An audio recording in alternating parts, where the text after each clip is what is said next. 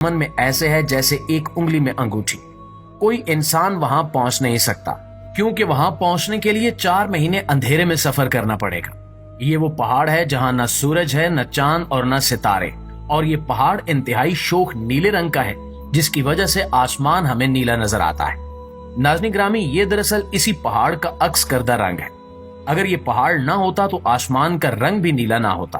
اس کے علاوہ Robert labelling کی مشہور کتاب legend of the fire spirits کے ایک باب میں وہ التبری کا بیان کردہ ایک واقعہ ذکر کرتا ہے جس میں حضور اکرم صلی اللہ علیہ وآلہ وسلم اور حضرت علی رضی اللہ تعالی عنہ کے درمیان ایک دلچسپ گفتگو کا احوال موجود ہے۔ اس گفتگو میں حضور اکرم صلی اللہ علیہ وآلہ وسلم نے 2 پراسرار شہروں اور ان کا کاف پہاڑ سے تعلق بیان فرمایا ہے۔ آپ نے فرمایا کہ ایک شہر جابلکا ہے جو مشرق میں ہے اور دوسرا شہر جابلسا ہے جو مغرب میں ہے، اور یہ دونوں شہر زمرد سے بنے ہیں۔ حضرت علی رضی اللہ تعالی عنہ نے سوال کیا کہ یا رسول اللہ،